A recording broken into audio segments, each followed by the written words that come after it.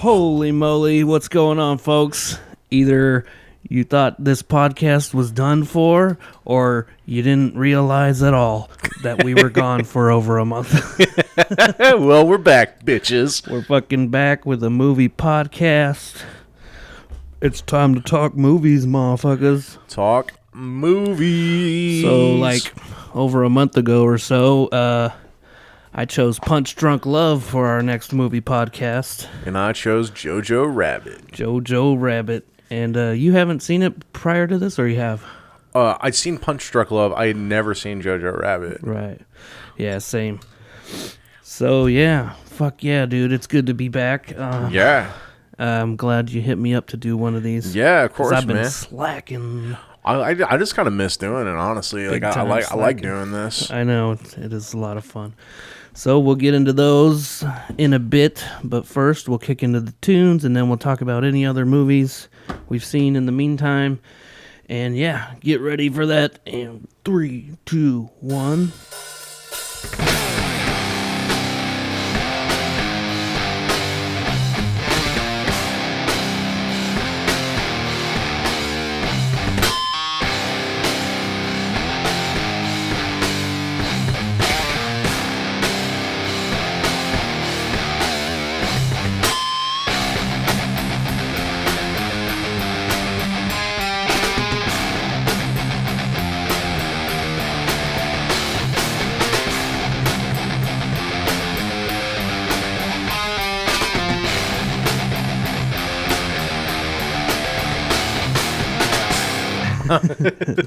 I wasn't ready. Yeah, snapshot. I almost forgot about the snapshot. We're out of practice. It's okay. Yeah, we're a little rusty. That's all right. You watched any movies, or you mostly been just concerts away? I got a decent little list. Not as much as you would think that I would have in this amount of time, but first one on my list was Prisoners. Ever heard of it? It's got what's his fucking face, Jake Gyllenhaal, and oh yeah, that actually I've been wanting to see Hugh that Jackman, movie. Yeah, Paul Dano. That movie was on my list, and I kind of slept on it. It's pretty good, man. It's a decent watch, man. Trying to remember from because it was a minute since I watched it, but yeah, I enjoyed it, man. It's crazy story and shit. About prisoners of all different sorts. Oh yeah, pretty good. What do you got? You got anything? The most notable one that I watched, because I'm super into the Ninja Turtles, so I did go and see the new Ninja Turtles movie, and I really liked it. It was really cool, because it was like a different take. Because like most of the time when you see them in the movies, they're basically like adults already. Yeah. This was like the first movie where they were actually like young teenagers, and that was kind of fun, like seeing that. It's in the name, Teenage Mutant Ninja Turtles. It was like this, it was fused with like old school hip hop, and Ice Cube plays the main villain. It was a really fun movie to watch. Like I really enjoyed Mike it. Said he liked it too. Yeah, it's been my favorite Turtles movie probably since the original one. Like the old animatronic fucking face one. Dude, I swear I haven't seen those since I was a kid. Hey man, I the very first one I still go back and watch. I think those animatronics look way better than all the shit that they did later. Like especially the first one. Like the first one, they just put so much money and time into it. It actually it holds up. They look really good still. Like they look realistic. It's like awesome. That's what's up. Excuse me. Next one on my list is Gone Girl. Have you seen it? Damn it. Okay. I haven't. I was actually, I'm going to say it now. I'll pick a different movie. I was going to pick that movie. Is that the movie? Yeah. No. But that was the one I was like, okay, I'll do this one instead, but that's all right. If you just watch it, I'll. That was your next choice? Yeah, that was going to be my next choice. That's okay. Yeah, for people that don't know, before the podcast, Drew was trying to remember what he was going to pick at the end of this podcast, but and then you couldn't think of it, so your second choice was Gone Girl. Yep, it's pretty good, man. It's got some good twists, and that's Fincher, right? I'm not sure actually. I think that's Fincher. It might be. I'll figure something else out. It's okay. we got a whole hour for me to dial it in. It was it was good, man. You know, Ben Affleck and whoever. I'm trying to remember. But yeah, let's keep going. What else? Anything else? Honestly, man, I've been playing like way more video games, and I've been watching like TV series more than I've been watching movies lately. I've been watching the HBO series about Magic and the Lakers and Larry Bird and like the Boston Celtics, like the basically basketball in the 80s. It's really fun. It's got what's his name? I know who you're talking about. The guy. It's like J.C. Riley. John C. Riley. John C. Riley. Yeah, thank you. John C. Riley is like the owner. He's fucking so good in that show, man. Right? Like, it's just like I wasn't like a big fan of either one of those basketball players, but he's just so entertaining in that show. Because I gave it like a 1-episode shot, but I think John C. Riley fucking sells it. And it's crazy too, because the guys they found to play those basketball players are like their size and they look just like him. It's fucking crazy. Are you a basketball fan? I was a Michael Jordan fan. I was because I grew up close to Chicago when I was a kid, like in the height of the Michael Jordan era. So like, you know, that it's like Larry Bird and Magic Johnson basically saved basketball, but Michael Jordan made it like an international phenomenon. You know what I mean? Like he brought it to, like, Larry Bird and Magic brought it to a national stage where it became super popular, but then Jordan helped spread it to like a global stage. And so like I grew up in that era where it was like, you know, Michael Jordan was the king of basketball. And I kind of just fell off of it afterwards. I've been watching HBO series too with Keith on lunch. The Gemstones, Righteous. Oh man, I want to rewatching it. I should say. They're releasing season. There's season 3 in there. Yeah, there's 3 seasons. I'm behind on season 3, but that is one I've been meaning to watch. I do love that show. Fucking Danny McBride always cracks my shit up. Yeah, Adam Devine. Yeah, Adam Devine is funny in that show too. Yeah. All right. Here's one that I know you've seen. You mentioned on here before, Babylon. Oh, yeah. I watched that. I thought it was a little over the top, but I liked it. You know, there's a lot of over the top shit that happens in there. Yeah, it's one of those movies. It's like a domino thing where things just keep getting crazier and crazier. Yeah. It's like, I feel like some of that shit wasn't necessary, but I enjoyed it regardless. You know, Margot Robbie and fucking Brad Pitt and all them. It's fun. Also, Oppenheimer. I watched that. Oh, yeah. How was it? It was pretty good. It didn't blow my mind or anything, but right. It's it's heavy dialogue and shit, you know. Right. Well, I mean, it's like they're about to essentially make the most dangerous, deadly weapon in human history. Yeah. So it's like the moral ramifications of that kind of thing. You have to make some weighty decisions. I mean, Matt Damon was really good in that. Fucking I didn't even realize Cillian Murphy. I knew Cillian Murphy. I forgot that Matt Damon was in it. I'm gonna have to watch that. Yeah, there's a lot of people. Josh Hartnett's in there. Oh shit! I always liked that guy. Me too. I think he's an underrated actor, man. Yeah, I know. He fell off for a while there, but he's back or something. Yeah, he was in a horror TV show that I really liked. It was pretty popular. Penny Dreadful? Yeah, I really liked Penny Dreadful. He was the Wolfman, right? Yep. I remember. I don't think I watched the whole thing, but Season Sarah 3 used to watch it. Season 3 kind of sucked, but the first 2 seasons were really good. Hell yeah. Oppenheimer. Dude, that fucking scene where they blew up the the test bomb or whatever, that was pretty fucking cool scene. Next one was Paris, Texas. Pretty great older movie. I forget dude's name, the actor, but I like it whenever I fucking go back and watch an older movie and it still got it hits me in a deep way, kind of. Sure. You know, it's like when you take a chance, because I feel like it's harder for older movies to They often stand the test of time. they often don't hold up because like either stylistically, it's like they're dated, or the dialogue is dated. Yeah. Try to find this guy's name real quick. Oh,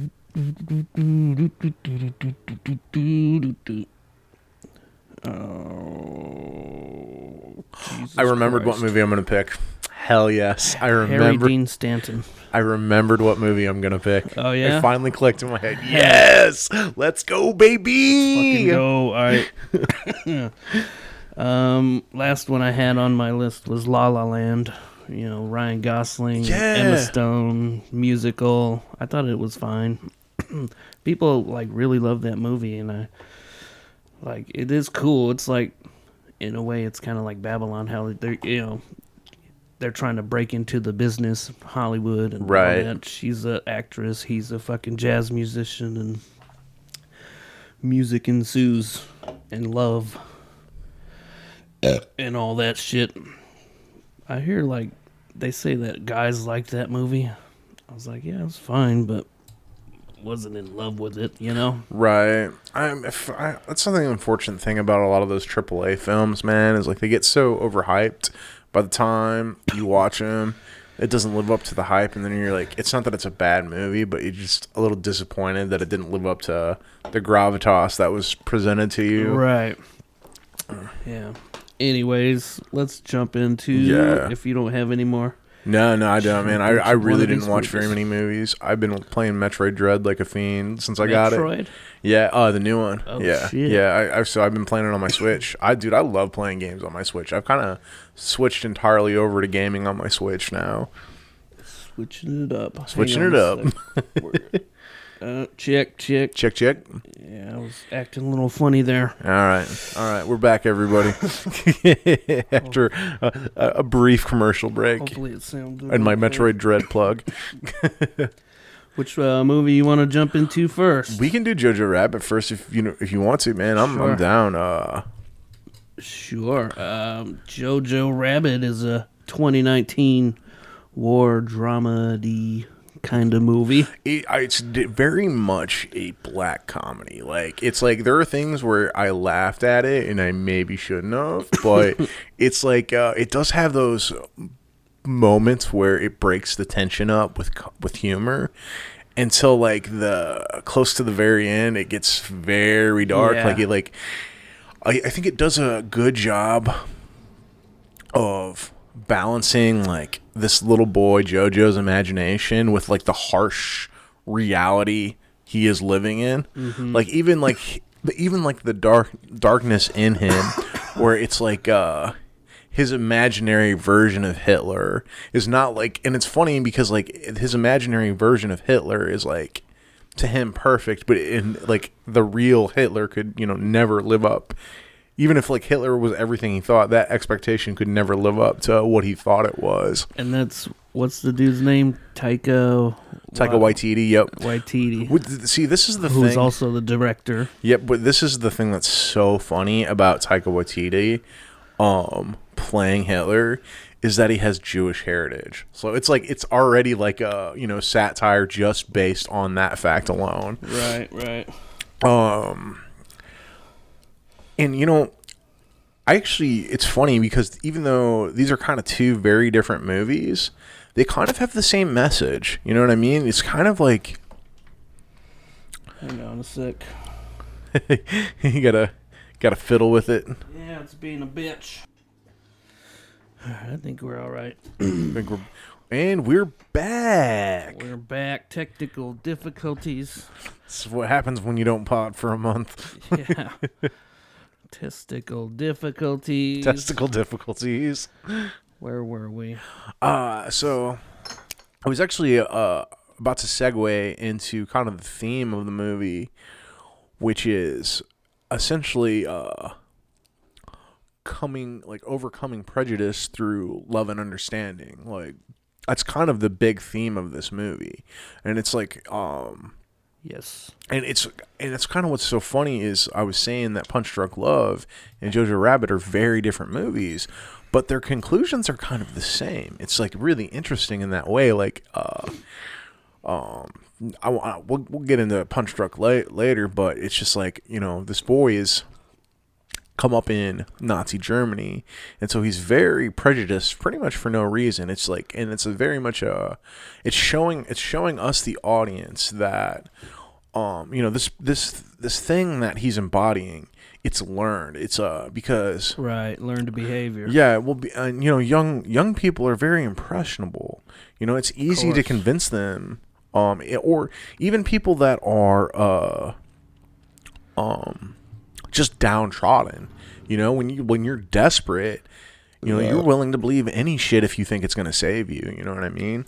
Yeah. And that is kind of what the state of Germany was at this point, because they had lost World War I, and they were going through a worse depression than the United States was when the stock market crashed. Like, things were really bad in Germany before Hitler took over, and like their industry started coming back together.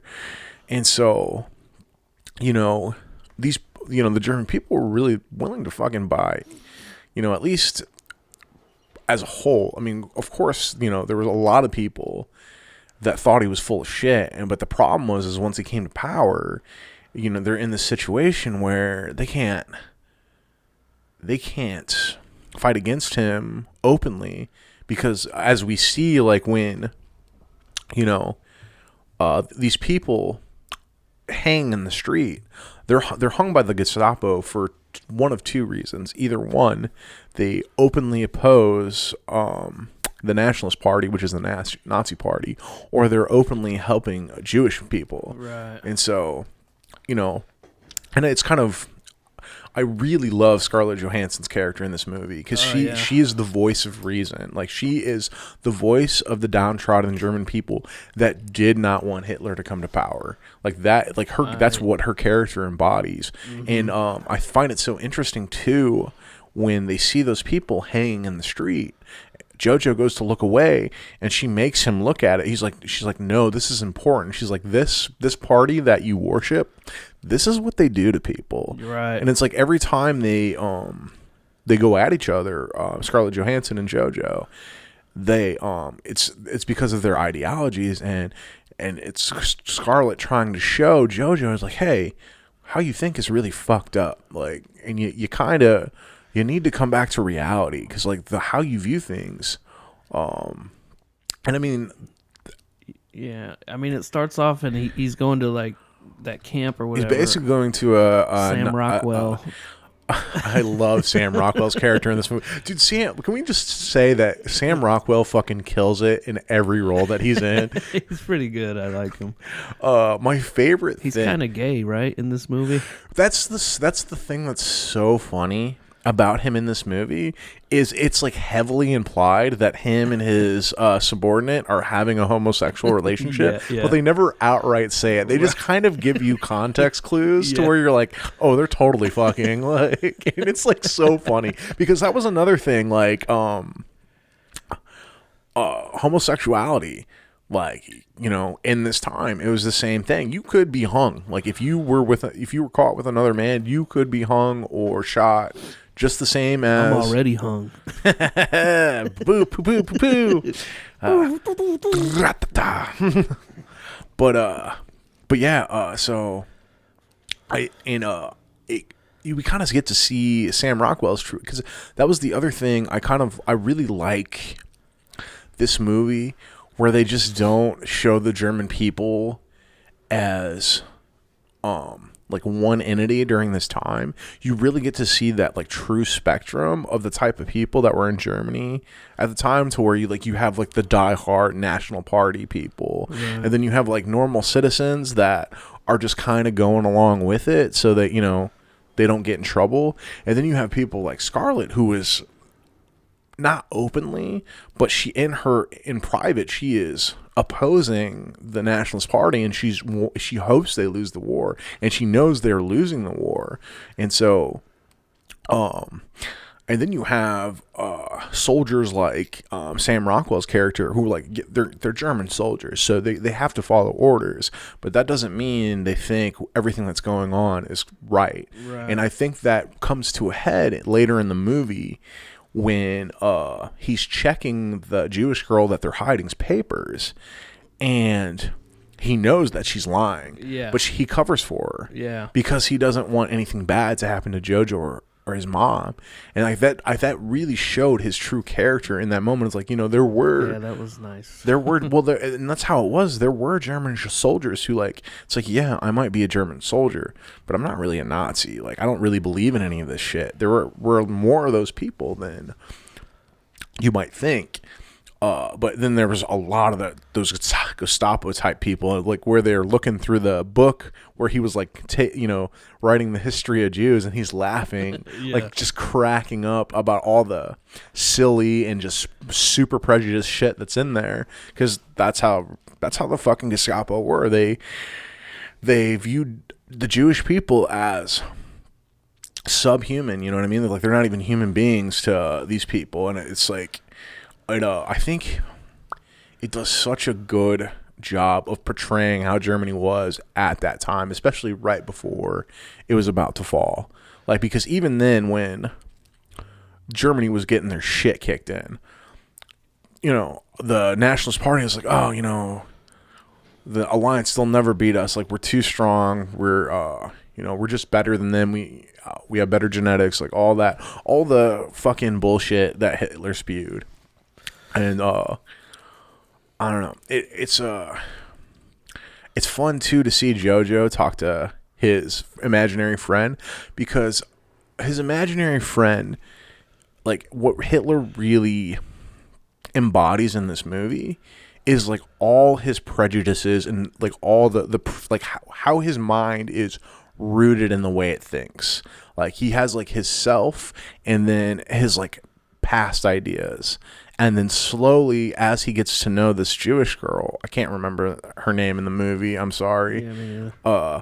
But as he gets to know her, it's these ideologies are slowly unraveling, and it's like he's at war with. He's at war with himself, because everything that he thought was the truth he's finding out is just total bullshit.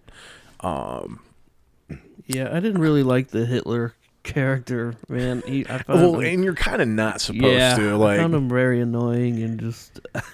I think that's kind of the point too. Is like, he's supposed to be over the top, because this, like, the whole thing is absurd, and so I think Taika's portrayal of Hitler, it's supposed to be absurdist, because it's like, it's supposed to turn the whole thing on its head. Like, it is. That's why he's so over the top. It's just like, yeah, maybe deciding that these human beings are subhuman and putting them into ovens is kind of fucked up, and it's a crazy ideology to have. Like, of course, yeah. So it's like, he's kind of supposed to be a ridiculous character, but because he's also the imagined, like I said earlier, the imagined character in Jojo's head. So he's not the real Hitler. He's just this imaginary character.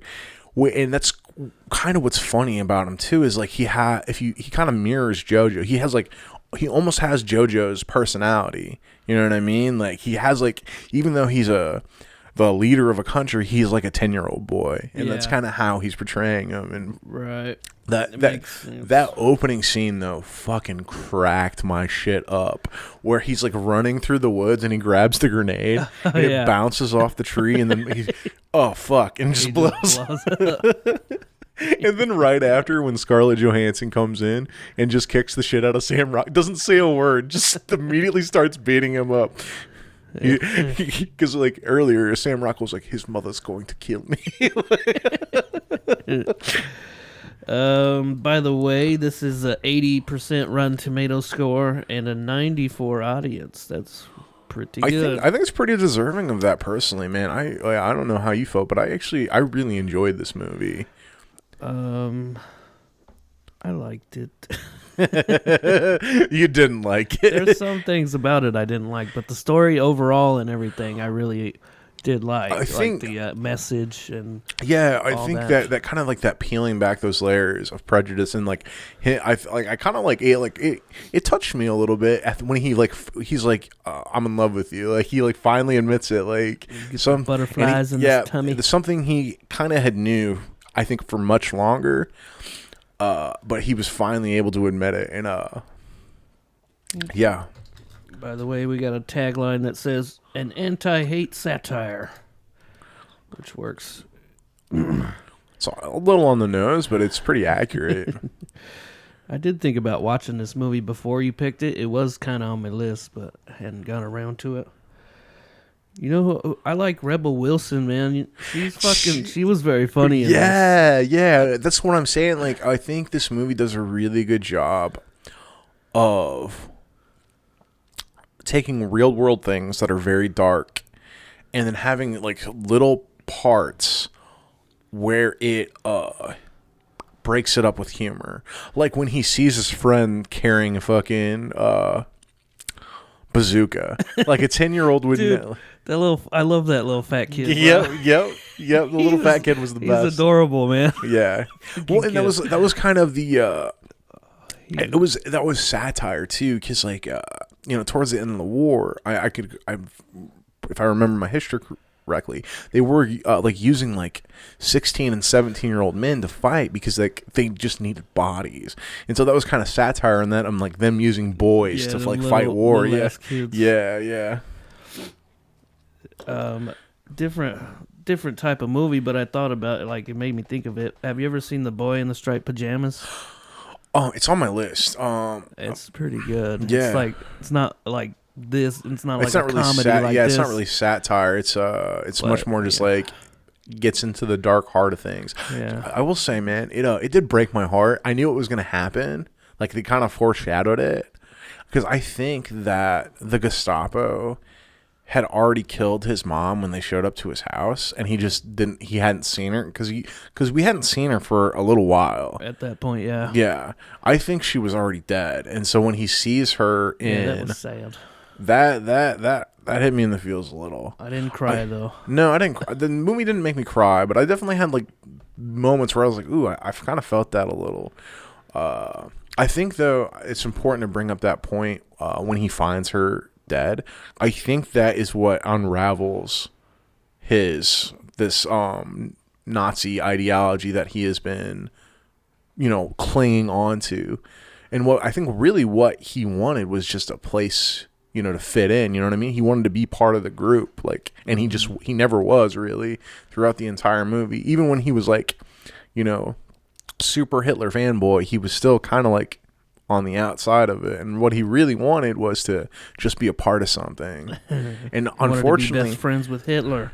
Yep. Yeah, and well, that's kind of like back to my point, desperate people, man, like that are just looking to be part of something. When they become destitute and depressed, like they're easy to manipulate, and that's how they end up in fucked up groups like this. Yeah. What else can I say about this movie?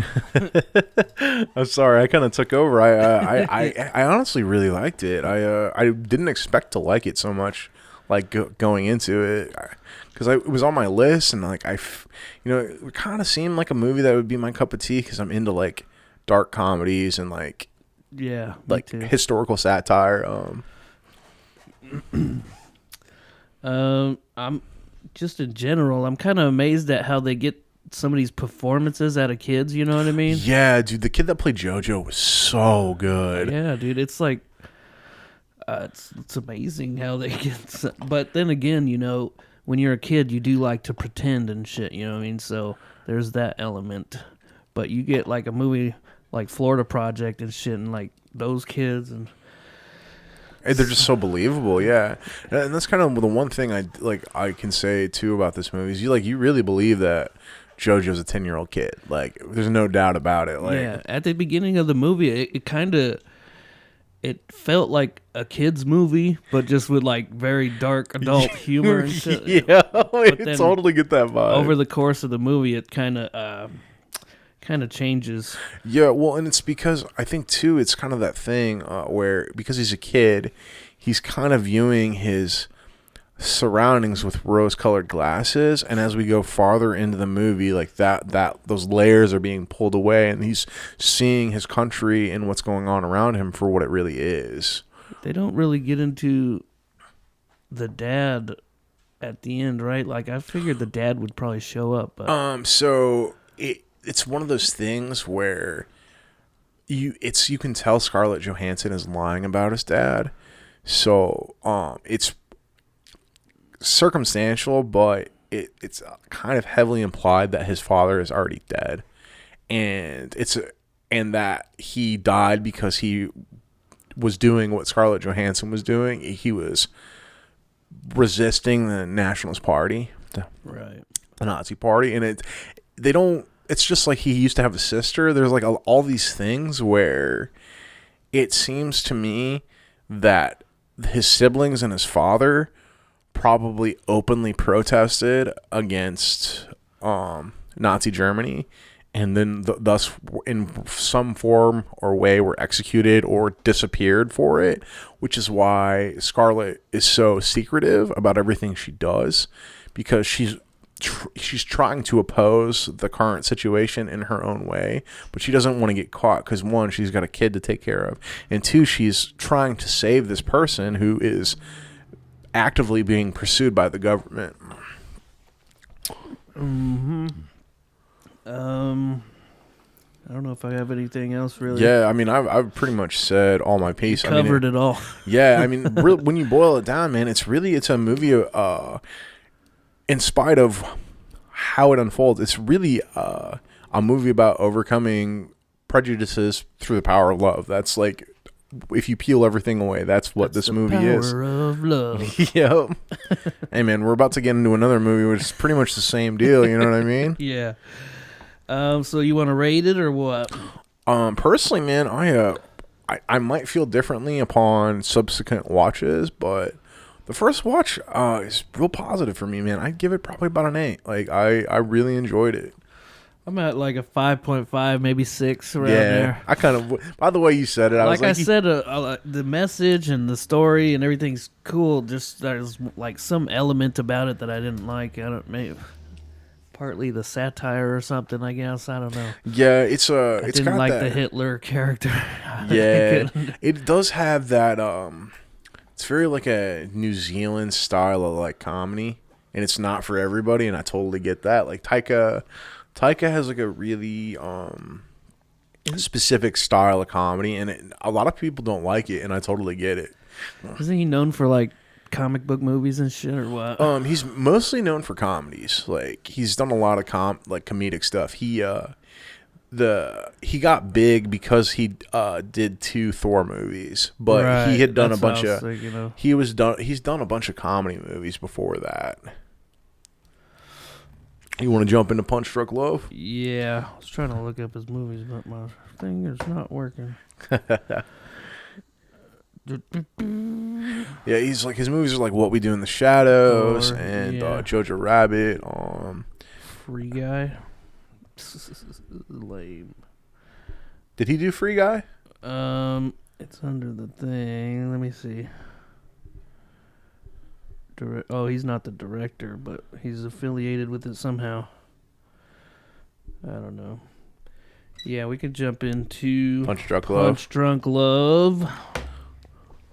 You said you've seen this movie before? I have seen this movie before, So yeah. this is my second time watching it. Me too. I actually had to watch this movie. It was like I had to do a project on it for an English class, I believe. Oh, interesting. And yeah, I believe it was a college level in English class. We watched this movie. So Punch Drunk Love is a 2002 romance comedy. Director Paul Thomas Anderson, who won the Cannes Best Director Award. Very good. You know, I like Paul Thomas Anderson. I know you do. There Will Be Blood is one of my favorite movies ever. We got a 79 Rotten Tomatoes, 77 audience score. No tagline. But yeah, this is a weird one, man. This is a weird fucking movie. So I'm gonna jump into it seems like a weird movie, but when you break down like It's a weird character. It's a character study.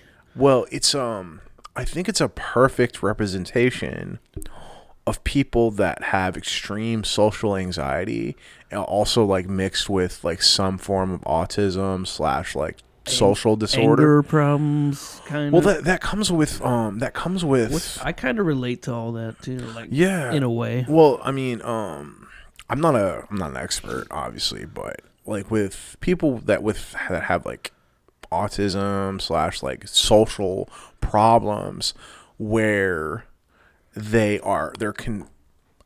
think there's a perfect example of when we first meet his sisters. They're fucking awful to him, Yeah. right?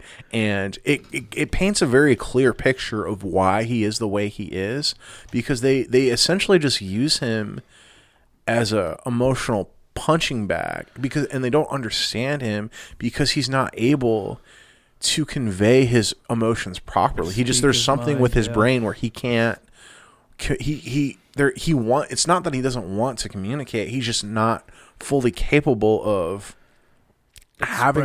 expressing himself in a healthy way, and so they just keep pushing him into a corner until he finally snaps. Right. And they just act like he's the asshole. He's like, oh well, you're just weird and crazy. It's like, no, he has a problem, and you're being fucking shitheads to him, and it's the only way he knows how to like express this problem to you is through like anger and violence. Yeah, it kind of blows up on people. Yeah, or like in situations like he never essentially like blows up on anybody until the end, towards the end of the movie. Normally it's just inanimate objects. He's just he's taking his frustrations and this tense. He'll punch a wall or fucking destroy a bathroom or some shit. Yeah, it's this and it's common in people that are on the spectrum, that they can't fully express themselves, and they're put into situations where they're pushed over their limit. And we constantly see that with his character, Adam Sandler's character in this movie, where time and again it's like with like his sister, she's surprised, like, you know, he's you can tell he might even have like a low form of OCD where he's like seems very routine about things, and he doesn't like to break his routine, or he definitely has a social disorder. I can say that for sure. Like, it's why I think so many people relate to this character. He has like very high social anxiety. Yeah, and I get that. Yeah, the second time we see one of his sisters, she's trying to force him into a date with with her coworker who he's never met, and he's kind of into her. You know, he like at least finds her attractive, but she fucking corners him, and he starts to lose his shit. And it's just like, and then she's like, well, why are you so weird? Why are you such a freak? And it's just like, you guys are such assholes. You know what I mean? It's like half the time in the movie when his sisters call him, he just hangs up. And I really don't fucking blame him, because they treat him like dog shit. And it's just like, and it's just like, and when he asks his brother-in-law about like finding a therapist, he's like, but please don't tell my sisters. They fucking make fun of him and berate him for it. Yeah. It's just like, he's not allowed to be sad. He's clearly lonely. It's why or seek help. Yeah. And that's kind of this movie does also a good job of showing kind of even today, you know, I always see posts about, you know, people should take mental health seriously. Like, we should care about men's mental health. But really, still, even today, it's not so much the case. Like, it's still a woman can go to the therapist and it's perfectly fine, but you know, it's still like, it's like kind of taboo. It's still kind of taboo for men. Like, we're still like not taken seriously, made fun of. Yeah, just figure it out. Yeah, just, you know, suck it up, be a man. Like, rub some dirt on it. Yeah. Man up is what they say. Yeah, and I think this character is a fucking great case study for all of that. I did put a post out asking what people thought about this movie. CJO, shout out to CJ, said he enjoyed it. And then my friend Amy, she said it was the weirdest movie she's seen, but couldn't stop watching it. I was like, yeah, man. I think the soundtrack is used so great in this movie. It helps build this weird tension throughout the movie, and like it becomes more and more like chaotic and almost robotic as his anger is about to spill over and explode. There's like at the beginning, there's just a random car accident. Like, it doesn't even really show how the car crashed, and they don't really go into like what happened with that car or whatever, and then just people drop off this random piano. It's so weird, like setting all that up. And I think it's a testament to the way his mind works. You know what I mean? It's like where sometimes things that should be real, like, you know, you should take first priority. He's so fixated on the piano that the car crash, you know, is like a second thought. Yeah. And it's just like that is like your first indication that he's not, the way his mind works isn't normal. Right. There's a lot of sort of kind of jump scary loud noises at the beginning too, which adds to that, I think, too. Yeah. Also. Yeah, I think the score is done really well. You got Robert Smigel in there for a second. He was one of the sisters' husbands or something like that. Do you know who that is? I don't. The name isn't familiar. He was like a writer on Conan, and okay, he helped write a lot of those fucking SNL movies. I think he did SNL, and he was the voice of Triumph, the insult comic dog from Conan. Gosh, you. And it's also got that. Him and Sandler work together a lot. It's also got that Latino guy that is in a lot of Adam Sandler's movies. Luis Guzman. Yeah, Luis Guzman. Yep, he played. He was in the new Addams Family adaptation. He played Gomez. He played Gomez. Yep. Mm-hmm. So yeah, one of the things in this movie is that he calls that chat line or whatever. Yeah, well, it's like, you know, it's kind of he's just trying to connect with people, but he does it through phones and shit, like trying to talk to any sort of customer service. That's kind of the interesting thing too is, a lot of people, he doesn't like experience sexuality in a normal way either, because like, you know, most people that call a sex line are perverts, but he wasn't that. He wasn't calling for. He wasn't calling to, you know, to do phone sex or whatever. Yeah, he was just trying to. He was just trying to have an intimate conversation with somebody. He was trying to like connect with someone because it's so hard for him. Yeah, because in person, it's all that social anxiety or whatever. But yeah, it gets all crazy when she calls back and tries to ask him for money. And it's super. It's really. And he fucking gave her like all his information, even social security number and shit like that. Crazy. It's because it's someone like him who.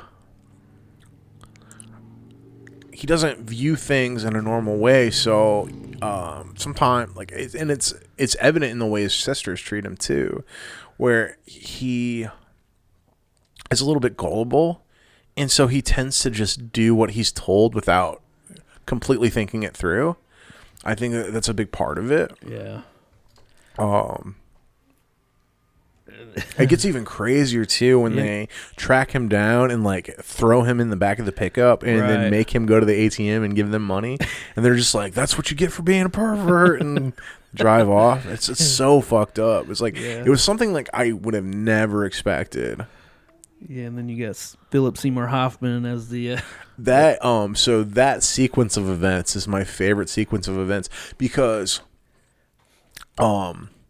so let's just kind of get into that. Like, let's talk about what happens before Seymour Hoffman, because it's really important, because he finally does develop this connection with. I'm gonna have to look this up because I can't remember any of these fucking characters' names. What's the actress is Emily Watson? Is that her name? I don't think so. Give it a goog. We're giving it a goog. Nadav is Googling.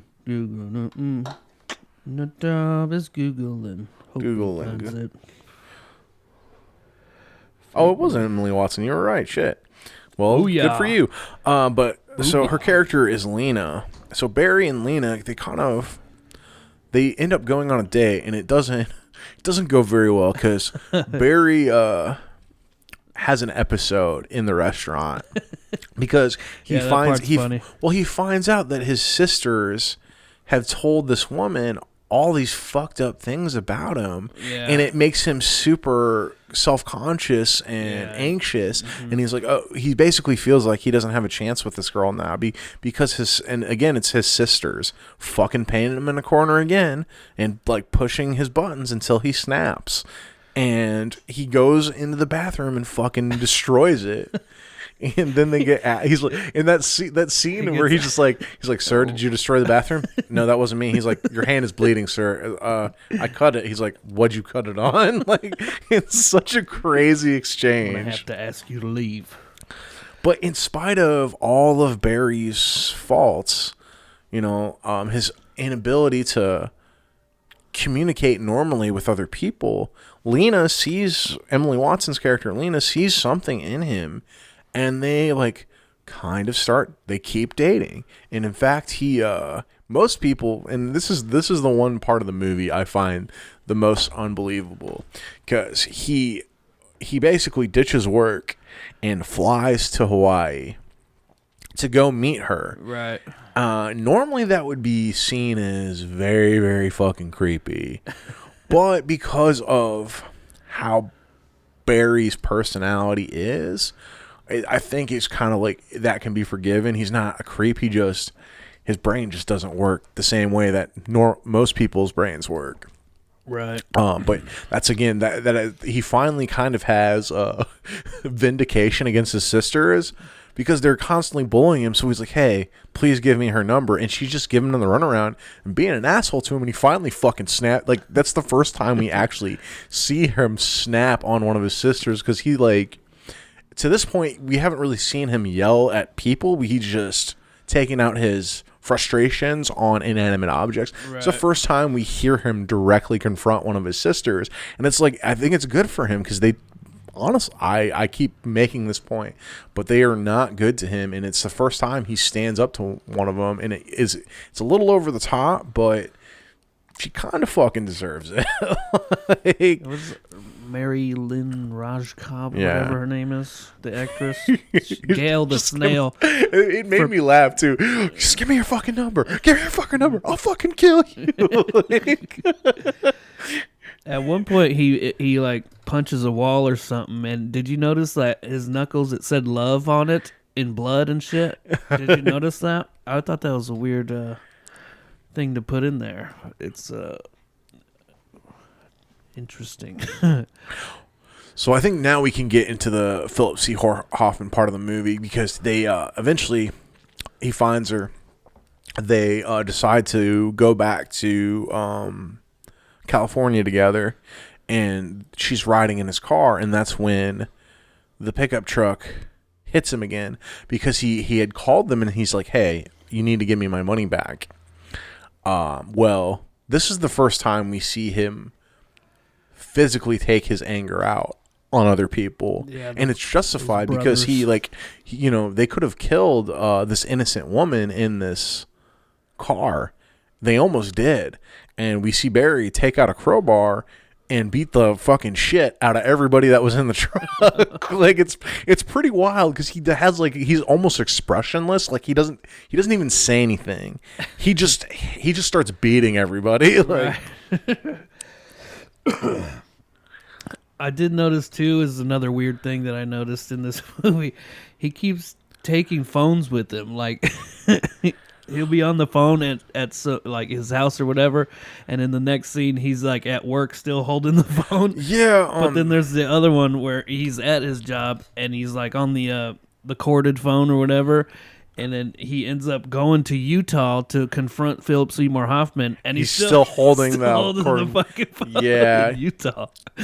I thought that part was interesting. Yeah, I love his confrontation with Seymour Hoffman because, like, Philip Seymour Hoffman plays your classic sleazebag in this movie, where he obviously operates a scam on people. Like, the whole point of it is, like, he has this girl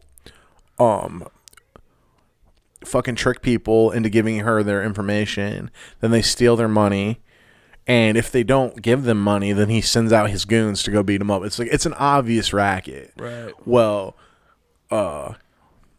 Barry's the first person to actually confront him over it, and he acts tough, but you like really kind of feel like he's actually probably really scared at this point, because like nobody's probably done this before. Right.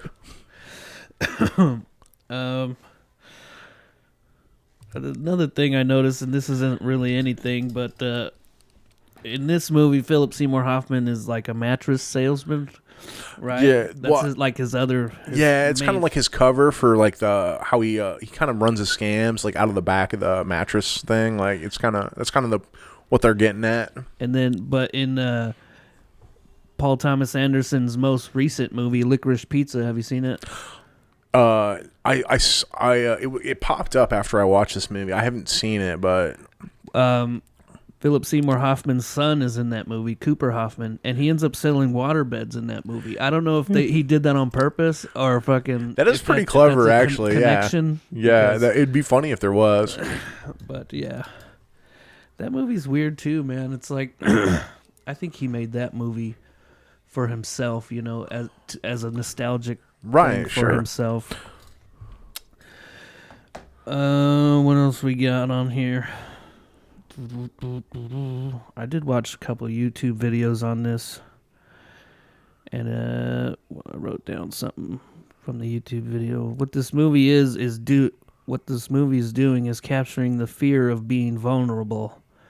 The true tension arises when this fear of being seen clashes with one's innate desire to be loved. It's a paradox that many people experience. I think that's pretty apt. Yeah. It's like that's what we've been talking about this whole time. He has such a struggle to connect with people, and then when he feel like he has a chance, like something comes up, and he feels like he's going to be seen as a freak, and it's like he just instantly stresses out. Like, yeah. I think that's kind of the beauty of this movie, though, just like the last one we talked about, is despite all these things happening, like he's able to not necessarily overcome it, but he's able to move forward because of his love with this woman. Like, yeah, it's kind of breaking him out of that is, and that's my. It's the most. I think it's the most memorable line in a movie. Actually, there's a band that I like that was around for a very short time. They actually use that clip in one of their songs, and I've never forgotten it. It's like I have a love in my life that makes me stronger than anything you can imagine. Like it's just such a powerful line. Like, yeah. Is that when he's talking to Philip? That's when he's talking to Philip Seymour Hoffman. Yeah. So yeah, winding down to the end here. I really don't know how I feel about this movie, man. It's kooky. It's like I want to like it, but I don't know. I don't really. I think I relate to some of Sandler's quirks and all that shit, but I don't really connect with it for some reason. Yeah, I think at times it's a tough movie to watch. Yeah, because you just see this person who obviously struggles so much with even just normal interactions with other people, everyday interactions. Like he's so socially awkward and inept. It's like it's so hard for him to connect, even though he wants to. Yeah.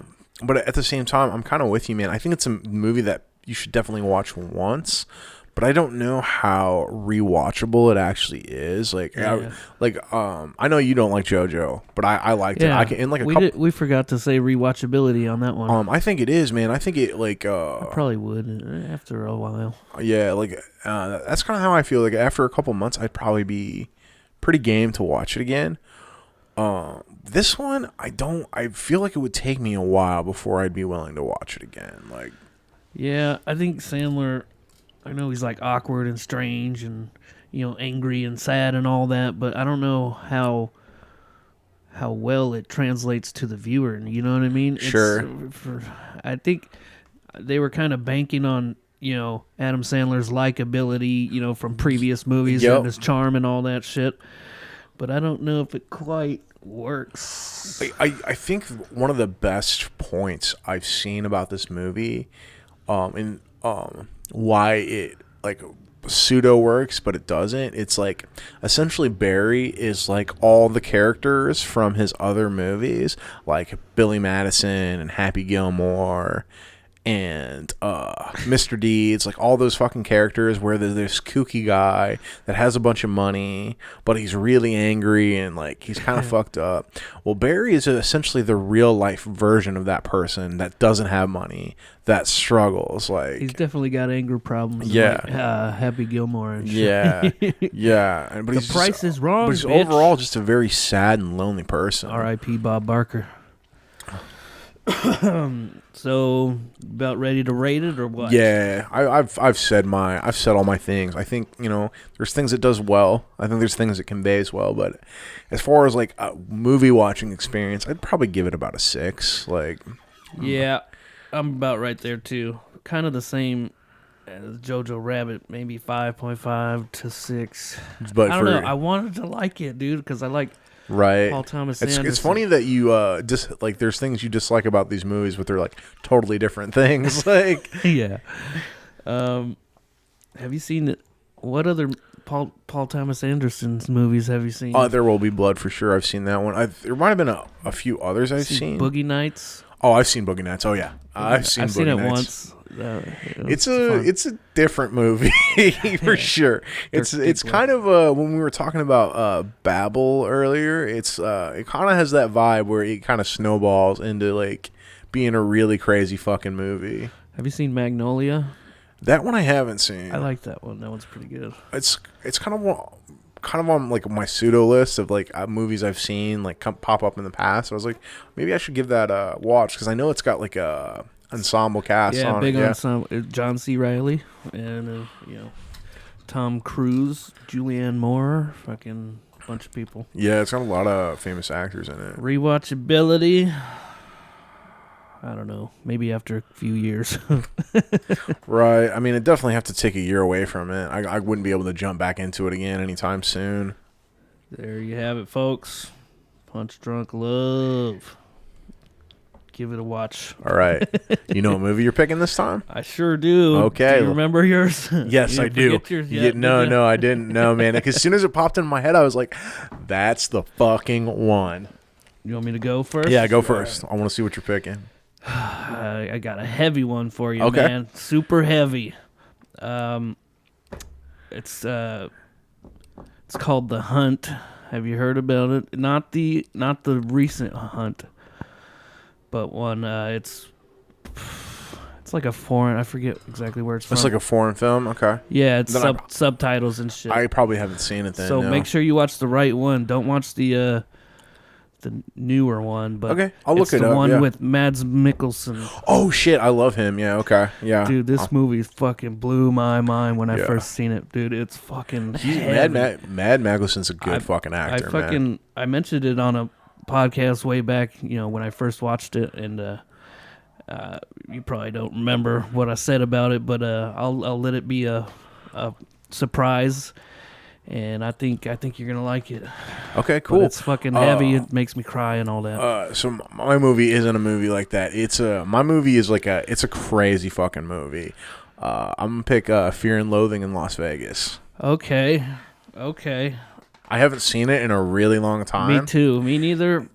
But that's another one that goes way off the rails. Yeah, but I feel like that one goes off the rails in a good way because the way it goes off the rails is because they're just doing all these crazy fucking drugs. Right. So you're like, it's a fever dream in a good way because you don't know what's actual reality and what they're just experiencing because of the drugs they're taking. Like, I gotta be honest, that one was. I've never been a huge fan of that movie. People love it and shit and quote it all the time and everything, but it'll be interesting to rewatch because it really has been fucking. I mean, over 10 if years, it ends up, at least. If you ends up you hate it, you can shit all over it, man. Like that's the beauty of this podcast. Yeah. All right, fuck yeah, dude. It's good to be podcasting. Good to be again. back. Good to be back, kids. Next time on Kevin and Drew Talk Movies, we have The Hunt, which is, I forget what year that one was, but yeah. It's too bad you watched Fear and Loathing in Las Vegas. It's too bad you watched Gone Girl, because then it would have probably been like a good pair. Well, I'm gonna have to watch that movie now because I have really wanted to see it. Yeah, dude, it was. I forget where I watched it. HBO, maybe. I think so. Yeah. All right, everybody. Thanks for listening. Yeah, thanks for tuning in. Oh, 2012 is The Hunt. That movie. Okay. You can watch it free on Pluto and those ones with ads, or you can rent all it. That bullshit. Yeah, no, I don't fuck with ads. That's why I hate YouTube now. I was like, and I'm not paying for YouTube Red. I'm not paying $10 for that bullshit. Like, fuck yeah. All right, peace out, everybody. Peace Thanks for listening. We are back, and we'll see you next time.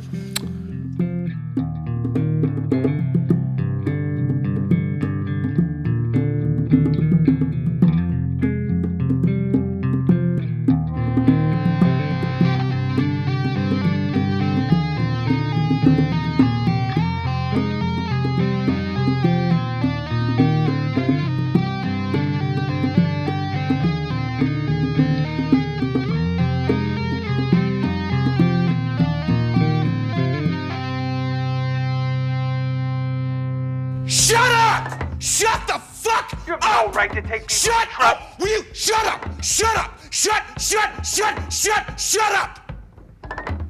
Shut up!